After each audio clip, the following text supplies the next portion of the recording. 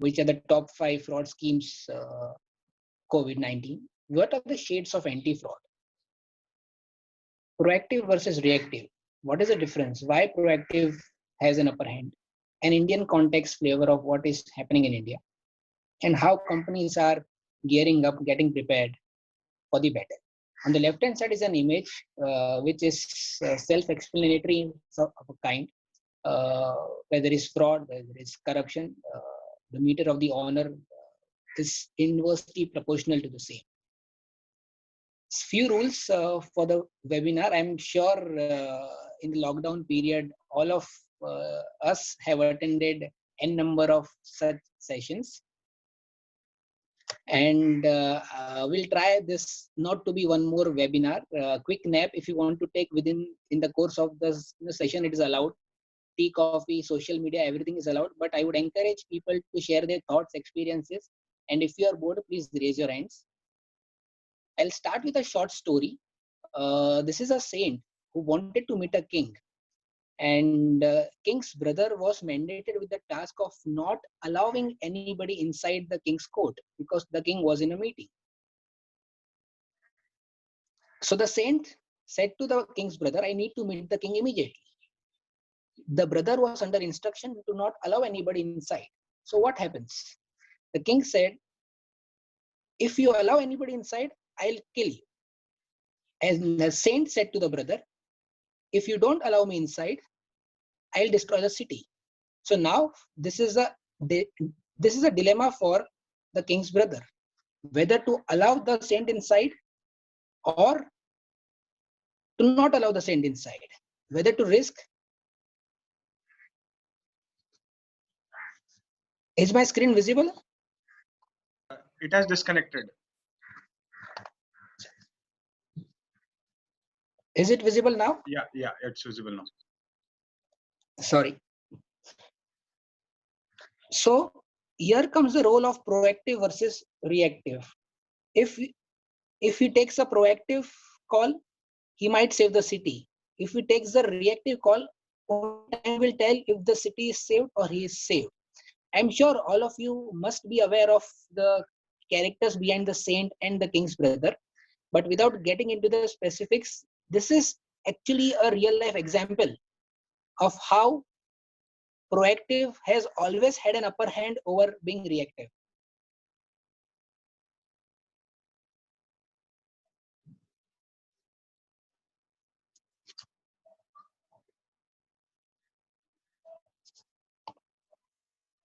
What is the earliest recorded fraud? Feel free to give your inputs on the chat. I have a second window also online, so I'll read your messages as well as talk with you, because I want this to be a participative session and not a one-way traffic. So what do you think is the earliest recorded fraud? I'll give you time throughout the seminar. You can do your Google search, your whatever thought process, but I'm sure all of you must be surprised by the answer. What is trending currently in this domain? There are 18 million daily malware and phishing attempts being made. 240 million spam messages observed in a fortnight, including at my house also. I'm sure you must be getting a lot of spam messages at your houses also. 2 million pounds lost to COVID-19 scams in UK. 13.4 million lost in US. Dubai is warning of a 10 million loan scheme dollars. Indonesia has witnessed a data breach of 90+ million users through its largest e-commerce player. China's largest coffee chain listed on Nasdaq disclosed $300 million fraud. An Israeli bank reached $875 settlement in a sports bribery incident. In the Indian case, a large travel agent has been declared as a fraud, 5.9 thousand crore. There is a notable uptick in health claim, travel frauds, refund frauds, telehealth frauds, fake products, fake websites. If you see this link, which has been created by Google, this link is specifically created for you to be protected from fake websites. So there are steps mentioned, and it is publicly available website. You can go on to it. You can verify any website, and it will tell you whether it is a fake or a non-fake. What is RAAS? Again, this is a kind of a dart to all of you. This is not Krishna's Ras. This is something else. RAAS. I'll look forward to receiving your answers on chat.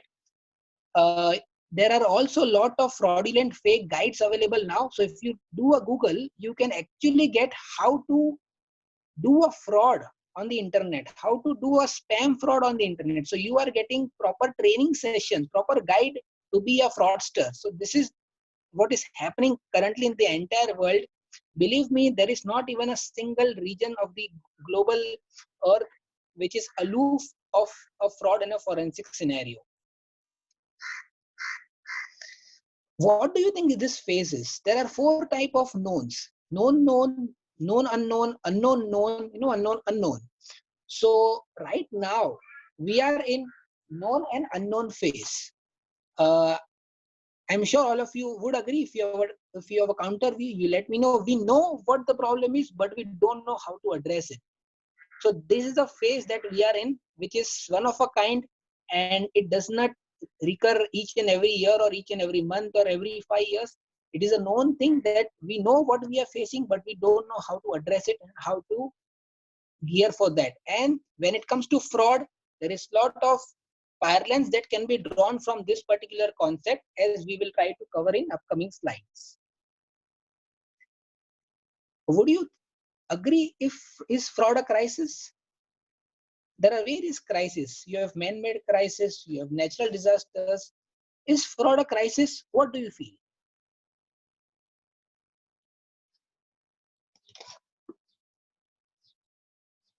Fraud is definitely a crisis. A lot of you have answered correctly on the chat. The implication, as somebody has mentioned, maybe depending on its implication. The implication might vary depending on the size of the fraud, the size of the entity, the extent of the damage caused. But fraud definitely has all the elements required to be in itself a crisis. So when it comes to crisis management team, crisis control room, crisis control department, it is all a bigger picture of a fraud control unit or a fraud control department or a vigilance department. What are the top 5 fraud schemes? So there's a recent survey conducted by Association of Certified Fraud Examiners, which is a US based association, and it has its members enrolled across the world. Top 5 fraud schemes observed, currently being observed, is on the left hand side. On the right hand side, you see what are the fraud schemes you may expect to continue or new fraud scheme that may come in coming months and period as COVID-19 subsides in the forthcoming months, a time to come. Phishing and SMSing, as we covered, millions of phishing, SMSing emails, SMSs are being floated around. There is a 48% respondents who say it's a significant increase being noted, 75% saying it is dramatically increased. There are a lot of NGO frauds, fundraising frauds, investment frauds, fraudulent vaccines are being floated, fraudulent cures, COVID-19 test, fake diagnostic test. There are a lot of fake websites, as I told you. On legitimate websites, fake products are being sold, fake vendors are being created. That's where the role of due diligence or a background check really comes into a play, because you really need to know, as an enterprise or as an auditor or as a lawyer, you really need to know the person or an entity that you are dealing with. What is the identity of that particular entity? And is it genuine or not genuine? Business email compromise is a fraud scheme which was prior this particular incident. This continues right now, and this will continue to exist because business email compromise has been in place or has been a threatening element all throughout. When it comes to future, in months to come, there are a lot of governments, I would say almost all governments will come up with their stimulus program, their schemes, their subsidies. That's where the actual risk will lie, because a lot of frauds will happen in that particular domain and segment. Charity and fundraising fraud will continue to be witnessing a fraud scheme, so that fraud scheme will continue. Cyber breaches, right now as we speak, cyber breach is one of the biggest threat. As we were discussing prior to starting this session, Even Zoom as a platform has elevated itself from being a free login. Then you have your passwords, then you have your IP being mapped. Lot of things have been layered to make it a more secure environment. Cyber breaches will continue, as well as lot of things, lot of technological base that are being developed right now to make people work from home, or to be creating a virtual setup or a virtual database. The first and foremost element that enterprises or auditors as well will look for is how is the data being protected? How are the employees' personal identity being protected in the times of privacy rules? There are a lot of things that come into the picture. Last but not the least is unemployment fraud. This is a fraud tree. It's an extract of a fraud tree. Fraud, any kind of fraud can be bifurcated or trifurcated into three buckets: corruption, asset misappropriation, and financial statement fraud. Now, each of these bucket has further sub buckets. I will not go into each of them, but it's just a high level overview to give you a flavor where whatever kind of fraud that occur fall into these three buckets. Asset misappropriation is the most commonly observed fraud, absolutely most commonly observed fraud across the world. However, it is least costly. So this is based on year-on-year assessment which are being conducted by the CFP Institute. But when it comes to financial statement frauds, financial statement fraud schemes are the least common. You don't get to see financial statement frauds at each and every fraud scheme. However, wherever you witness, wherever the enterprises witness, or wherever the auditors find it out, it is one of the most costliest fraud schemes. So the damage that is caused by the financial statement fraud is costlier as compared to the other two buckets, be it corruption or the asset misappropriation. And the last bucket is the corruption bucket, which has been witnessed all across the globe. As we covered in the prior slides also, an Israeli bank, be it an Indonesian e-commerce thing, there is corruption at each and every region which has been witnessed in the historical decades. What do you feel, according to your assessment, how much percentage of enterprise revenue would be lost due to fraud? I'll just wait for a minute for all of you to answer. I'll give you three options: 0 to 5, 5 to 50, 5 to 20, 20 to 50. What percentage of enterprise revenue would be lost due to fraud, or would be exposed to loss due to fraud?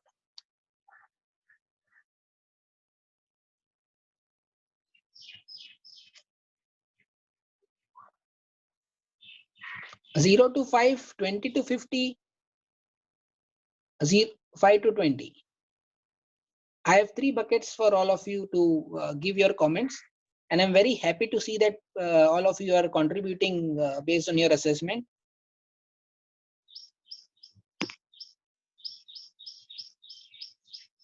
We still have 10 seconds.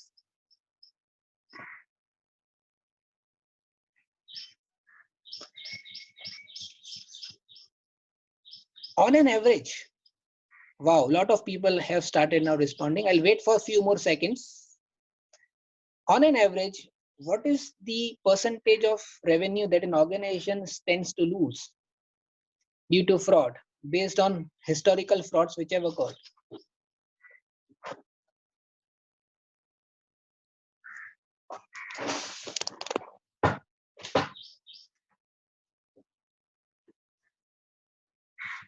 So I'll share with you the answer. It's 5%. So it falls in the first bucket, 0 to 5%. Now we'll come on to our topic, which is proactive. What are the shades of anti-fraud? Why anti-fraud is important? As I explained to you with the help of that particular example of saint and the brother, and one or two of our colleagues have also shared the names of those two individuals. Thanks for your contribution on that. What are the shades of anti-fraud? Sham, this pop-up is coming. How do I take this out? I understand it is coming again and again in every slide.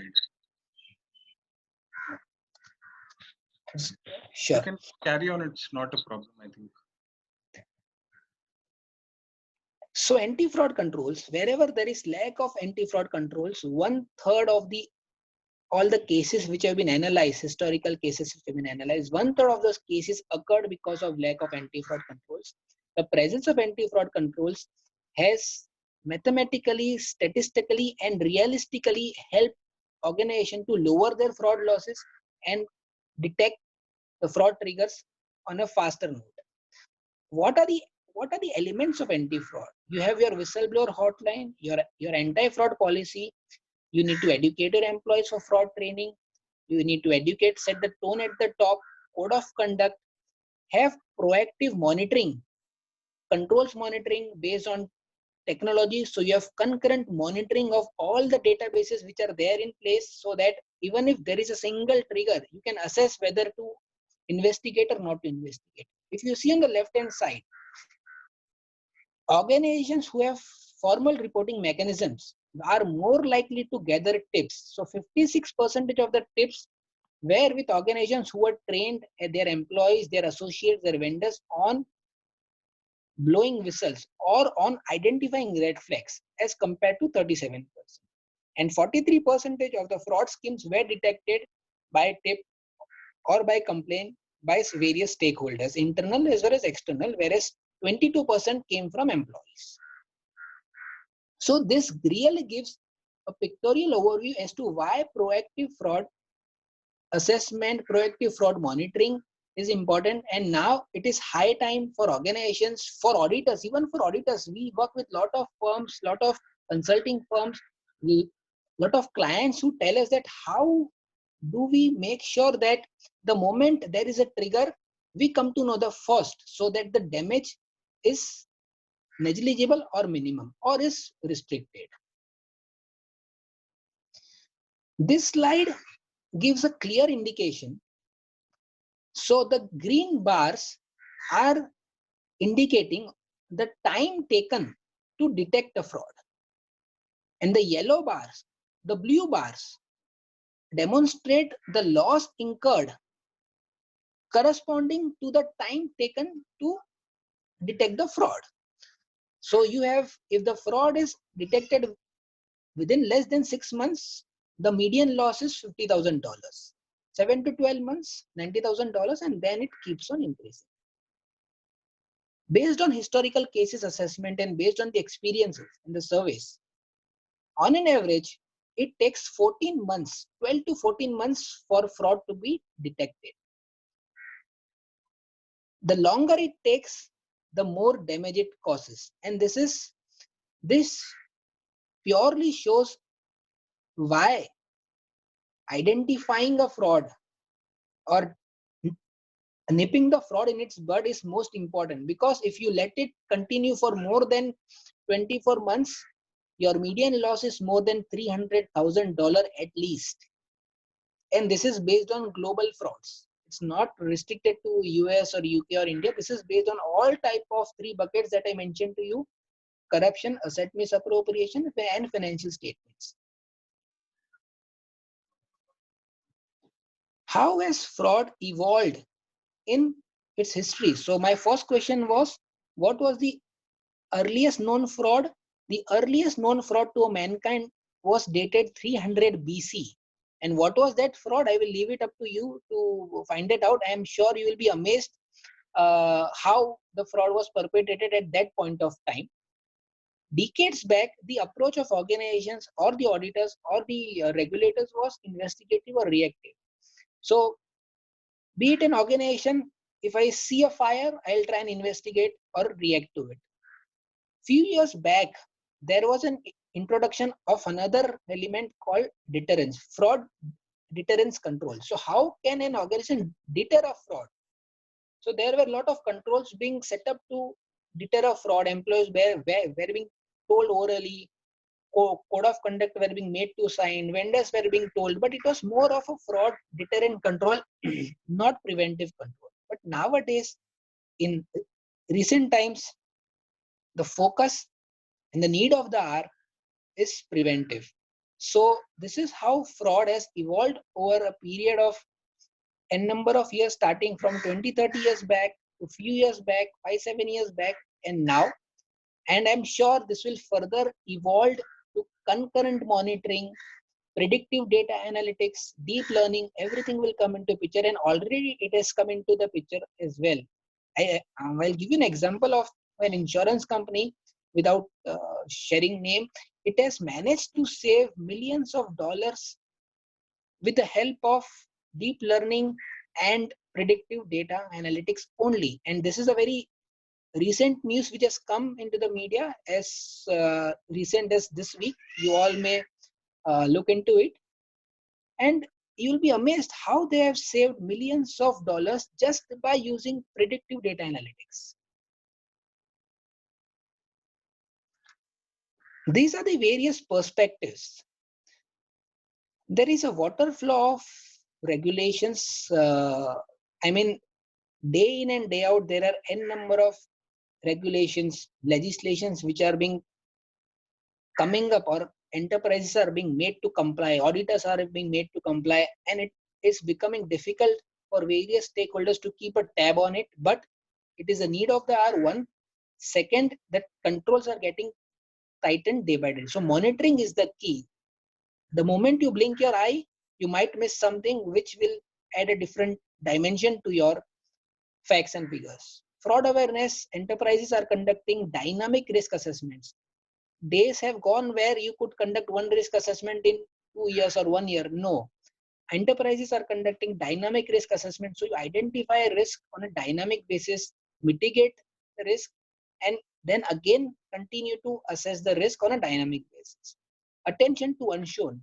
First, the focus was whatever is shown to the board would review that and take call accordingly. However, questions that are being asked in the board meetings by directors, by the board of directors, or by the independent directors, or by the audit committee are different now. Attention is more towards unshown. People have started to think differently. They have started to ask difficult questions, and questions are also being asked to what is not presented. So technology, AI, RBP, deep learning, digital risk is the biggest risk as of now. There is fear of unknown. We don't know what is happening online. The real transition which has happened is letter to spirit. Earlier, as I told you, it was more to document a code of conduct, document an anti-fraud policy, document something. However, now the focus is implementing anti-fraud policy, implementing fraud control unit, actualizing or executing rather than just documenting. So that's how it has transitioned in recent times. The fraud triangle, which is known to all of us, has now evolved to diamond and to a pentagon also. So there is a fraud pentagon theory which is there, which is very much applicable. All of you, I'm sure you must have read about it. But it has completely evolved from a fraud triangle to a fraud pentagon. And I'm sure in coming days, it will also become a fraud hexagon also. The last two lines are real life statements which are being made. One of them is, we are proud to share with our investors that no fraud incident has been identified. Is it a good news? Or is it a statement which is missing something? Identified by whom? By the management or by the auditor? When? Which period are you referring to? So this statement has more questions than answers. So this is how the line of thinking has become. Last, there is no COVID-19 defense to fraud and corruption. Just because there is a lockdown period or a period where the world has come to a standstill is not a defense to perpetrate a fraud or a corruption. And this is a very big statement which has been made. Because in the recent judgments which were made in the courts and all, there was an argument which was put that so and so was there, so we had to do it. But no, COVID-19 was not a defense, is not a defense, and cannot be a defense in the future also to perpetrate fraud, bribery, corruption.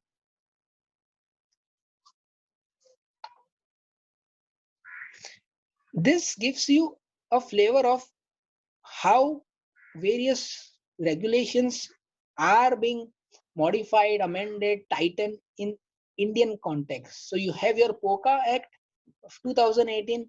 There are a lot of notifications, lot of amendments being made. Private briberies also being covered. You have your Fugitive Economic Offenders Act. You have your amendments in the Companies Act 2013 specific to lot of disclosures which are required to be made. Your MLI and tax treaties to fight your base erosion scheme. The SEBI has tightened insider trading rules. It is much more specific. It requires much more onus and accountability now. Benami Act is being amended and it is also being executed, enforced. RERA IBC headwinds are there. The connected parties of Section 29A is a real game changer. Data localization rules for e-commerce players. Cybercrime helplines are there. Your hotlines, your websites. Lot of things are controlled by regulations now as compared to 2 years back, I would say. And for each and every anomaly, there is a window where people have started approaching, regulators have started noticing, and things are coming into shape slowly but surely. Cross-border jurisdictions, UAE judgments are now enforceable in India. Now this is a big change. And I'm sure many more such enforcements would be witnessed in coming years as well.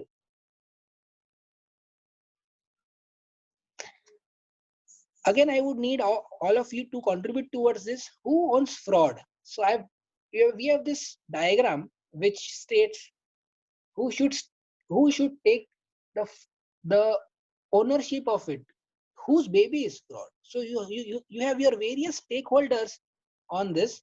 You have investigations group, you have compliance, you have controllers group, you have internal auditor, your general counsel, your executive management, human resources. So I'll wait again for a few seconds to all of you to think over it and give me your inputs. Who do you think owns fraud?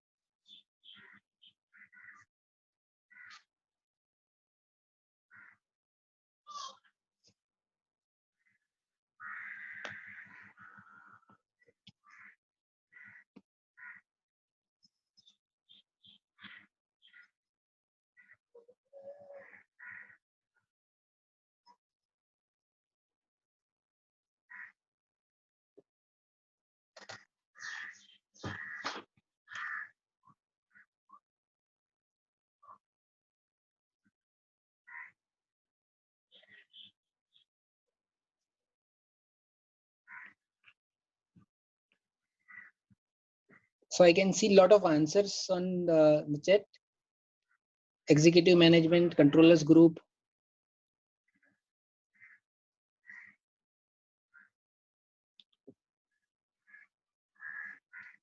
So when we say who owns fraud, I would maybe elaborate it. Who is accountable to prevent or detect fraud?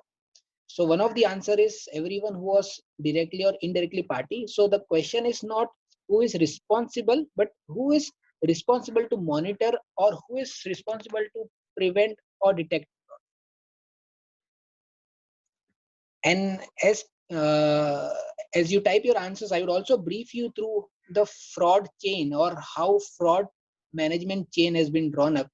You have your code of ethics, your fraud prevention policies, communication and training. So this is the first arrow is to set the proper tone in the organization.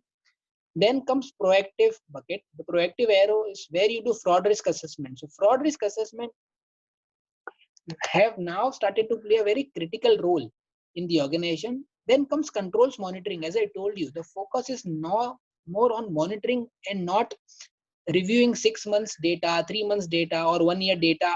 It's no longer and will not be a post-mortem exercise anymore. It will be always be a concurrent exercise going forward, and things have started to move in that direction. And last but not the least, a fraud response plan. So even a fraud response plan, even if you look at the regulations of IRDA, a fraud response plan is required. It is also required by banks. Now, fraud response plan is also a proactive measure because you need to document how you are going to respond to a fraud, who are the authorities that you are going to intimate to, what will be your action plan, how are you going to handle it, who will be the core team to investigate. So this is a proactive step. So again, fraud response plan is part of the proactive fraud risk framework, and that's why it comes at the end of the bucket, but it is one of the most important part, because unless organizations and auditors know how to respond to a fraud, it will be very difficult to handle the kind of evidence that is shared by the whistleblower, or how it has to be minimized in terms of exposure, what all data has to be collected or secured. A lot of questions will be unanswered. So this gives the entire proactive or preventive fraud risk framework, starting from setting the proper tone. Culture in the organization is absolutely important. So culture sets the tone. There cannot be a tacit approval by the management. You get it done. I don't know, we should not do something wrong, but you get it done. So these are dual messages.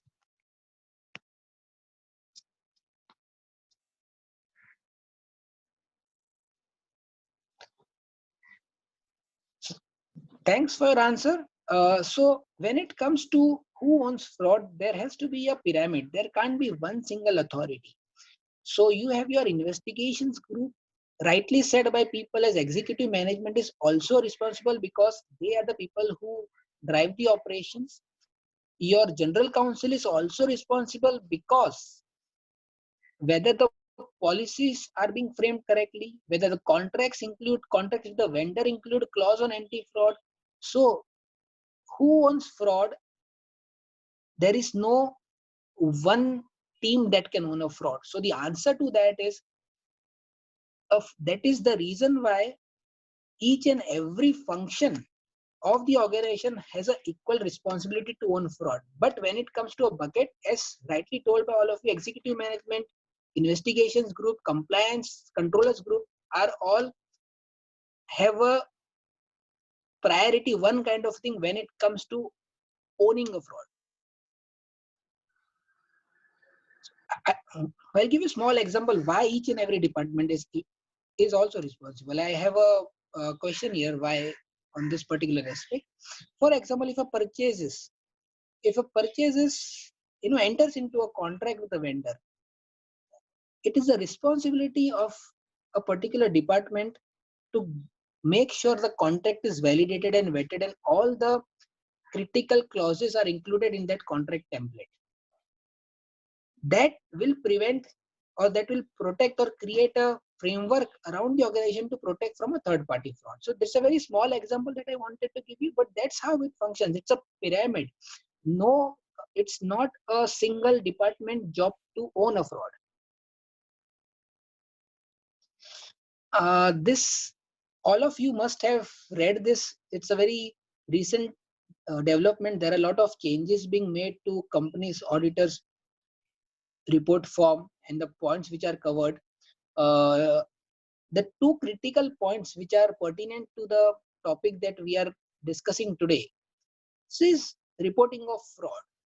Whether any fraud by the company or any fraud on the company has been noticed or reported. Earlier it was whether any fraud on the company. Now the auditor have also to verify, assess, and then appropriately disclose whether any fraud by the company has been noticed or reported. It's not only reported, it's noticed or reported. So now there is a lot of onus on the auditor, and this form is applicable from this year. So auditors or audit firms are also to be proactively working and analyzing data of their respective clients starting from April onwards. That's how you can assess what has happened in the organization, because by the time you sign your financials next year, it might be too late.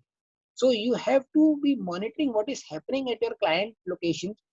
You have to set up a particular mechanism to make sure that if there is some kind of a trigger, how is that being handled? Because if you look at point C, It clearly states whether the auditor has considered whistleblower complaints received during the year. It does not state investigated by the company. It only states received during the year by the company. So we received a call from a client on 2nd April that we have a whistleblower complaint. It looks frivolous. What do we do? No longer you can shred it, my dear friend. You have to document it that you received a complaint. What were the steps taken for you to convince that it is a frivolous complaint? So there is lot of onus on the management, on the board, as well as the auditor for documenting and to make sure that each and every whistleblower complaint that is received by the company is appropriately assessed and investigated and concluded. So this is a sea change when it comes to Caro and when it comes to the Companies Act. And that's why proactive fraud, again, we come to the same point. Why proactive fraud is not only a company's baby or an auditor's baby. It is now a responsibility of each and every stakeholder.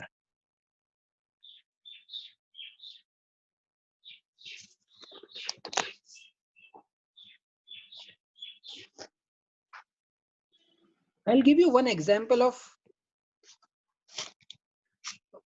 we were doing a whistleblower assessment at a client place. They had created this email ID, whistleblower@dash-dash-dash.com. So we tried to test it. We sent a anonymous email. It bounced back and we were amazed. And this was the message that came to us. If you look at the bottom 3 lines, this was the message that came back to our email ID. The group whistleblower accepts messages from people in its organization or in its allowed senders list, and your email ID is not on the list. So I have 3 questions here. A whistleblower need not be your allowed sender. If it is your allowed sender, it can't be anonymous. It need not be a people in the organization. It need not be your employee. It can be your vendor, your customer. It can be anybody. How can you restrict your messages to the people in its organization? So what does this indicate? This indicates that the company wanted to set up a whistleblower hotline or was forced to set up a whistleblower email ID. However, they did not want any whistleblower complaints, so they created the IT structure or the coding in itself, or they devised a framework in a way that this particular email ID did not or could not receive any complaint. And that's how year on year their financials or their disclosures to the auditor was no whistleblower complaints, no whistleblower complaints, no whistleblower complaints. So we have to be careful when it comes to verifying or assessing such kind of setups which are being made, and hence going attention to the unshown, as we previously discussed, is becoming more and more pertinent. It is not what is shown to us as of now. It is what is not shown to us is equally important, or in fact more important. When it comes to ACFE survey, hotline and email ID used by the whistleblower were in 33% of the cases. So 1/3 of the cases which were reported were through email ID, hotline, or to a telephone. When you talk to your clients and if you ask them how are the whistleblower channels functioning, if they tell you they should be functioning, they may be functioning, or if organizations, if you are part of an organization, if you ask your board and if they give you unconvincing answer, believe me, that is a red flag. That is a clear-cut red flag, because incident reporting mechanism have to be foolproof and have to serve the purpose it is meant for. It is not only meant for to create a hotline and keep it dysfunctional. It has to be functional. People have to be told, people have to be encouraged to report any skepticism which they observe in the functioning of the enterprise.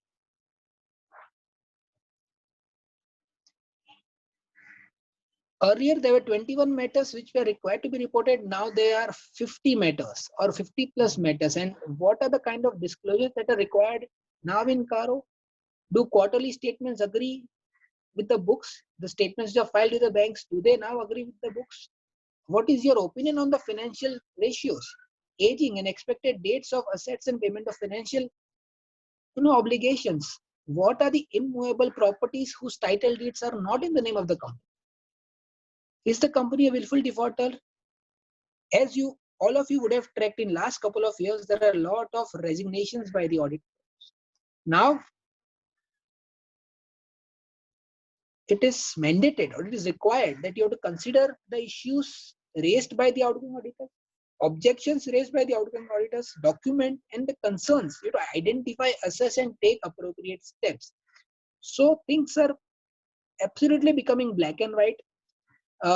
There is onus put at each and every point of Caro, and that's the reason, again coming back to the same starting point, we have to be proactive, whether to save the city or wait for the city to be burned or demolished. So that's how things have now boiled down to. The use of technology is completely inevitable. There are a lot of softwares available, there are a lot of tools, technological platforms available, there are a lot of companies who are customizing them, developing it in-house. But now it is completely mandatory for any kind of organizations, be it a CA firm or a professional services firm, lawyers, e-commerce player, retails, FMCG, pharma, proactive monitoring, proactive fraud prevention framework is now at most required. What are companies doing?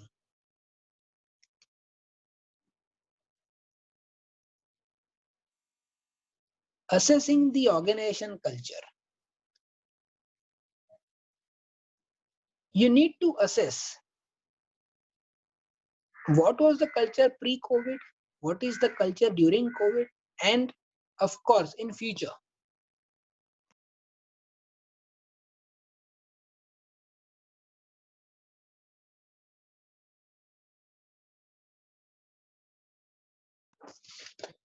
Culture will set the tone and has set the tone. So lot, if you look at, if you all might have been part of lot of sessions or webinars or might have read lot of articles around this, lot of organizations are doing a proactive culture assessment to make sure that work from home is not impacting the organization culture.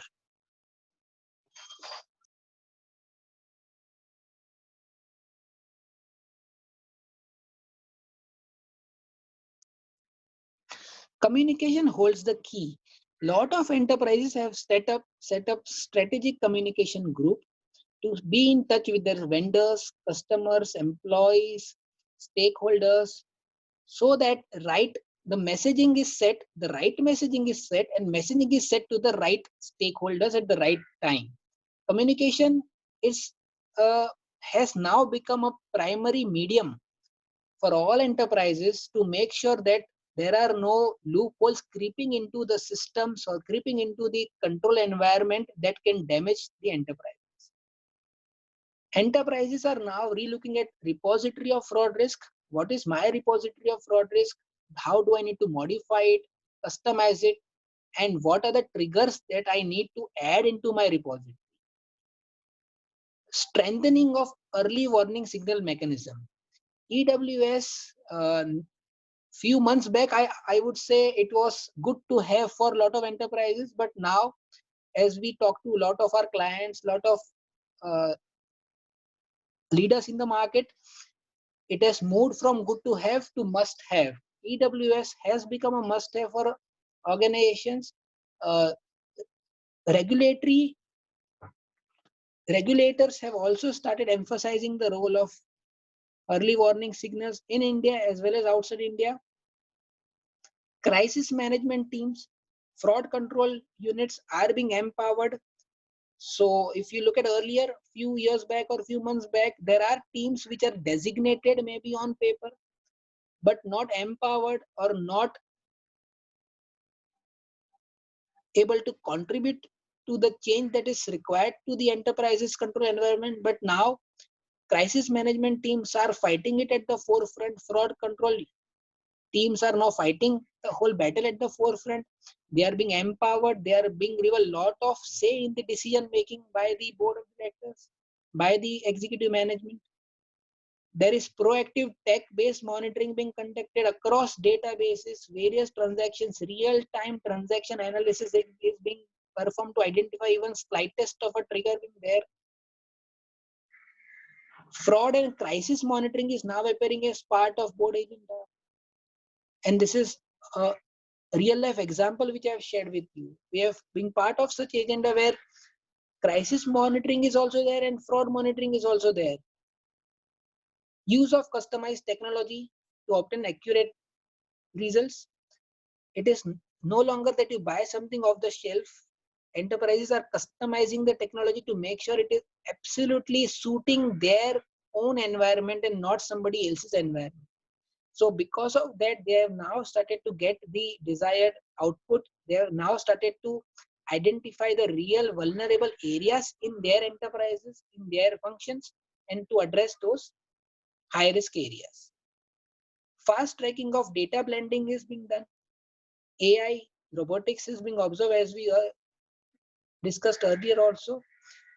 Data blending is a very key exercise and has gained prominence in recent months. Earlier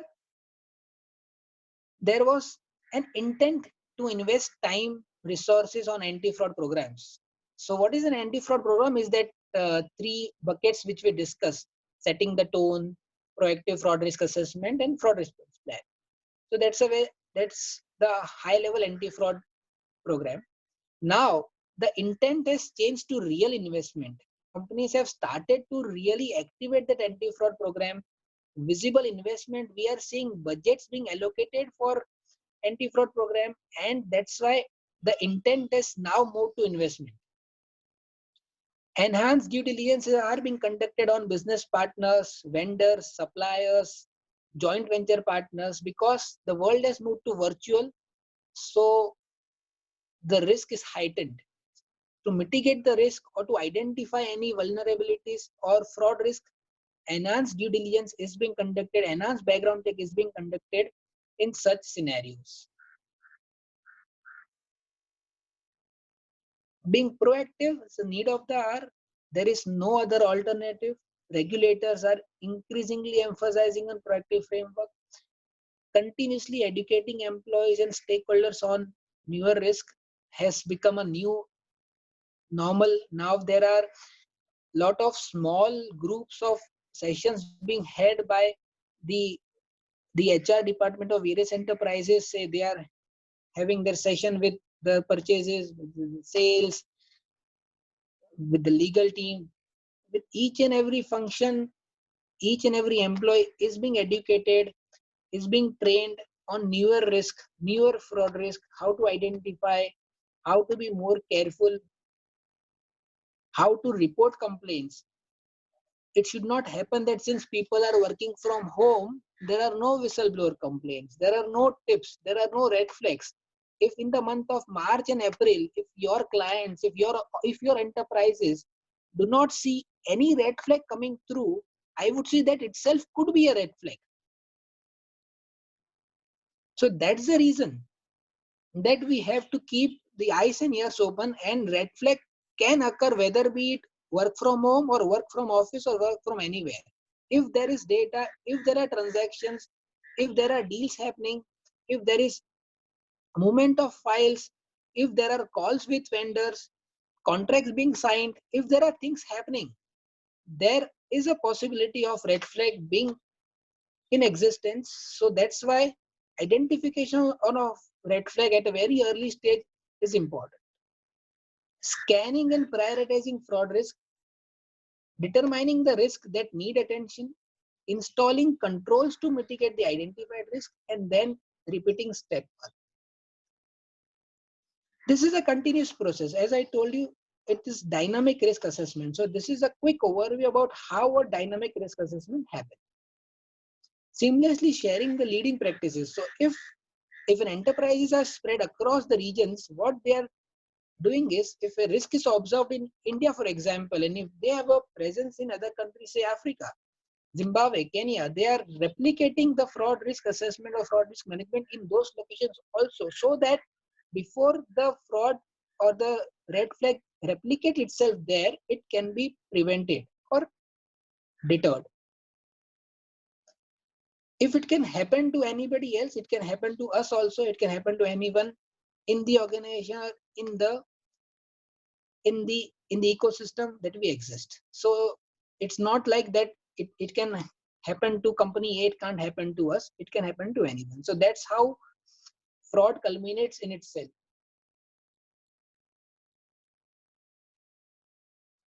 Revision of previous risk assessments. We have seen companies who are revising their risk assessments of 1920 also, so as to make it more adaptable in forthcoming months. Assessing the impact, what are the steps required to strengthen the control environment, the technological base, encouraging skepticism. Fraud prevention is no longer an afterthought when it comes to crisis. It is now a starting point. Crisis plan has to be put life into, it has to be activated. Whitelisting of IP addresses has become now absolutely necessary.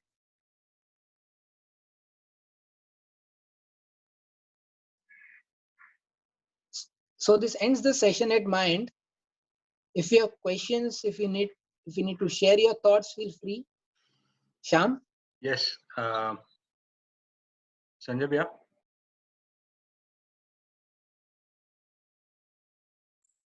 Shyam? Yes, Bhaiya. Good. So, questions अपने chat में लें कि if anybody wants, they can raise their hand. I can unmute them. Yeah, we can take their questions directly. Unmute them. So I'm allowing participants to unmute themselves. If anybody wants to ask the question, they can raise their hand. D.N. Agarwal, myself. Yes, sir.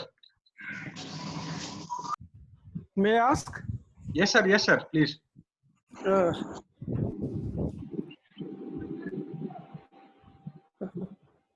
Mr. S.S.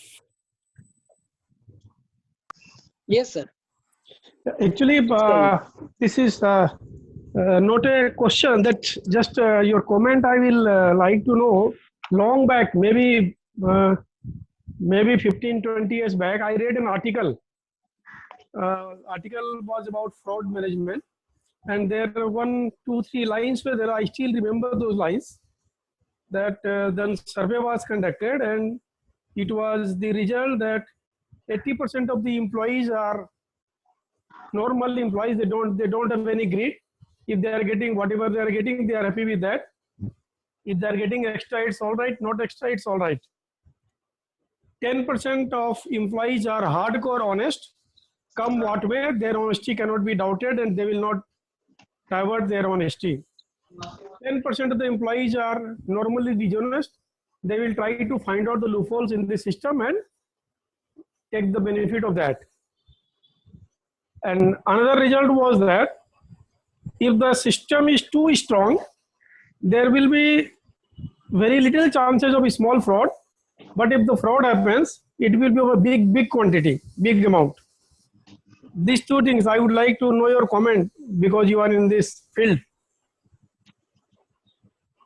Thank you for the question and great insights. Good to know about a survey findings which is as old as 15-20 years back. On the first bit,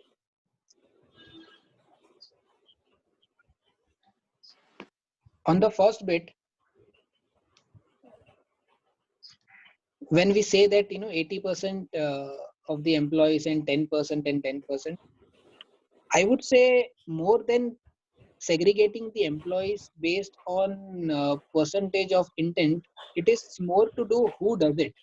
For example, if it is a lower level employee or a lower management employee, the damage cost could be lower.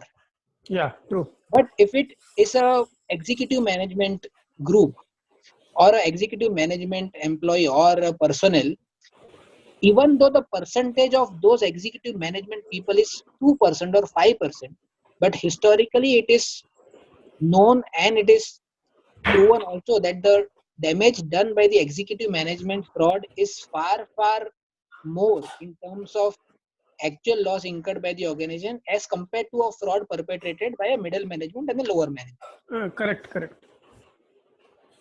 So that's on the first. Second is, sir, when you say if there are if the controls are too tight, the risk is low, but at the same time, if it happens, the damage could be higher. Correct? This can we can view in the banking industry also. Though there are multi-layer security and checking there, but still the frauds are happening. Correct, but sir, there is no straight answer to this question or to this statistics.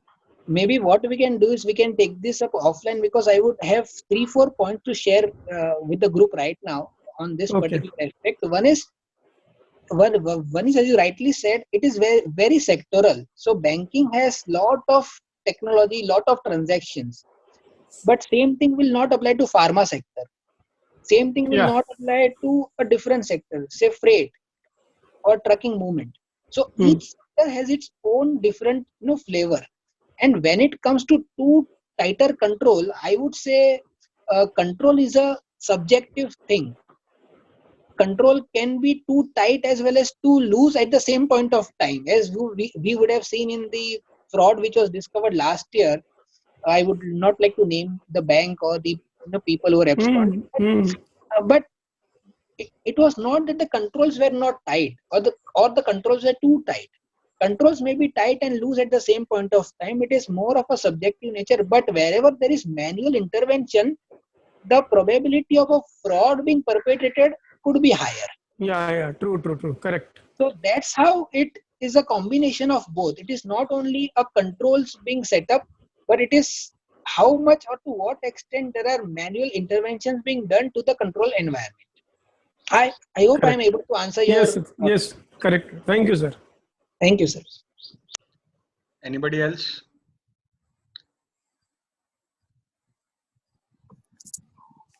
Sir, can I go ahead? Yes, please.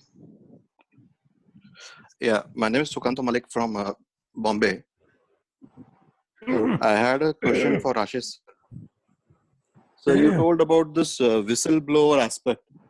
Now, is it applicable to any company, or is it just specific to a company which has got this whistleblower mechanism? So basically whistleblower mechanism is applicable. So it is part of the Companies Act.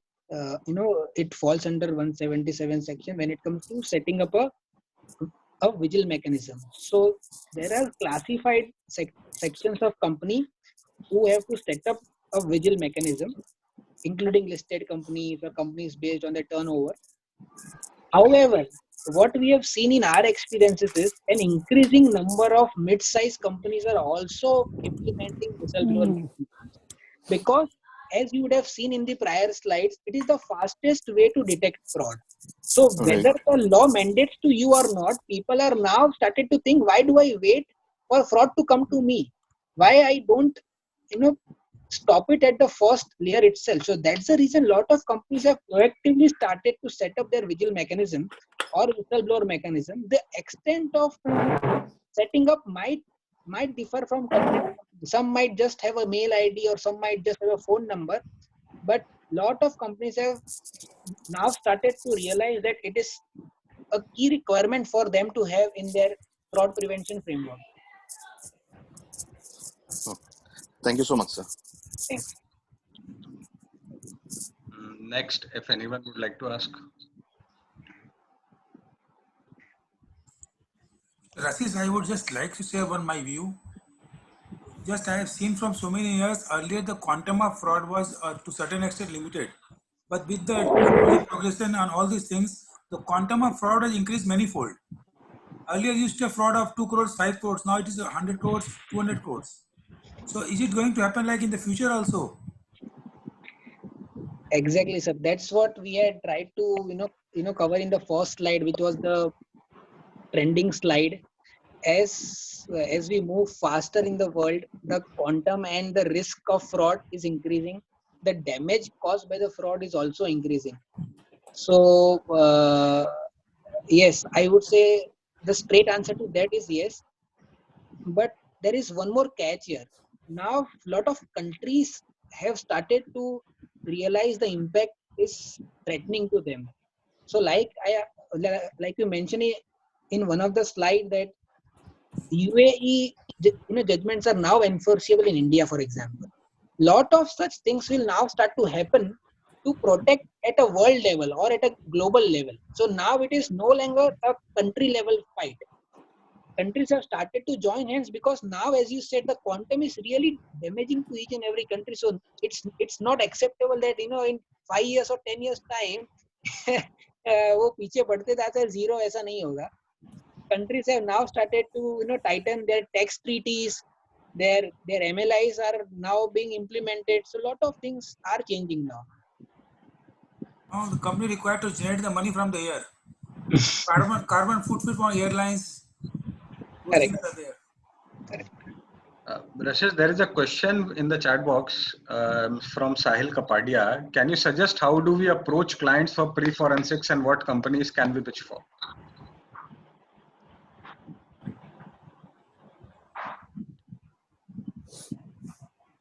I think you So- you may stuck. Shyam लगता disconnection हो गया. No, he's there. Rashesh, you there? Yeah, he's there. Hello. Yeah, you're audible. Yeah. Yeah. I'm just trying to read the question once. Can you suggest how do we approach clients for pre-forensics and what companies can we pitch for? Again, Shail, hi. Nice to be introduced to you on this platform. I would say there is no straight answer to this in terms of what companies can we pitch for. But to answer your first question, how do we approach clients for pre-forensics? Now, each and every enterprise is going through a crisis, and fraud is a crisis, as we discussed. So we have to engage with our clients, understand how are they tackling this crisis, what are they doing to deal with this crisis. I am sure when you talk with them, there are fraud risks also which are part of their agenda and which they are trying to tackle with. They will definitely need help on setting up proactive framework, be it revalidating the technological controls which they have set up, or maybe securing their environment, educating their employees, educating the vendors. So there are a lot of avenues that you can engage with your clients with. But again, as to there is no straight answer to this. Maybe we can discuss this offline if that helps. Yes, Rashesh, I have one question here. Just in continuation of this question, doing this pre-finance forensic audit is not going to have a tunnel vision only. Your mindset will be limited to that area only. If you are doing a pre-forensic audit, your vision is limited now. I would say I would look at it differently. The vision is expanded. It is not that, see, fraud per se is just is not limited to a check fraud or a payment fraud. The definition of fraud itself is so comprehensive that it covers anything and everything under the sun. So if an organization is conducting a transaction or is buying or selling physically or on e-commerce, there is a pervasive risk of fraud. So clients will definitely need help in fraud controls monitoring. It is not only a limited vision की third party ने fraud किया या vendor ने fraud किया, check fraud हो गया, there is a fake good. No, it is a all pervasive risk, and it will continue to exist all throughout the processes of the enterprise. So that's why a continuous controls monitoring is in demand right now, and that's the reason why client का जो system होता है, be it ERP or be it various modules, there is a layer being set up on their system which is only focusing on fraud controls monitoring. So that's how the entire ecosystem is trying to go towards. Ashish ji, I have a quick question for you. Hello. हाँ विकास भैया बोलिए. So I just wanted to ask that there's a hell lot of difference. There's been a drastic change in the approach of forensic audit in traditional days and today's era. because now forensic audit only means that you can do the audit if you only can, go to the entire trail of the logs and everything. So there are several skills which are required to do this forensic audit, which I feel one of them is, of course, data science techniques and all. Another may be cyber security, and the basic things which you need to know that how all this works. So what is your view on this? Do you think that the person or the team or the firm which is doing the forensic audit should have all these things in house, or maybe for certain specialized things taking a help of an external professional is a better option, because normally these forensic audits and all are very confidential in nature? Good question. I would like to break this into 2-3 buckets. One is the ways of conducting business have changed, hence the ways of conducting frauds have also changed, and hence the ways of investigating frauds also will change. So that's the first way of looking at it. Things have started to become complex for enterprises, the way they do business, the way the structuring takes place, hence the kind of frauds which are being perpetrated have also changed. At the same time, that's why there is a need to have different investigative skills to investigate those frauds. That is one. Second is, I would say, when you conduct the forensic audit, there are various aspects where you may need help of an expert. For example, if you look at a forged signature, you may or may not be an approved handwriting expert to say yes. You will have to engage an approved, authorized handwriting expert to give you his view on that. Similarly, when it comes to cyber security, you will need an approved platform or an approved experienced personnel to investigate that. Okay, yeah, I got you. So basically, you say And that. the third point, Yeah, sorry. Yeah. Go ahead. Yeah. Third point, when it comes to data confidentiality, I would say that's how it all depends how you try to engage with your associates or your affiliates or those particular experts. You have to have a proper contract, proper NDA in place so that the client's data is protected. But at the same time, I'm sure your clients would appreciate if you get into or if you rope an expert to do his job, because that will give more comfort to the client that that particular aspect of the entire investigation is validated and confirmed by an expert in its particular respective field. Okay, thanks a lot for your view. Thank you. Anyone else?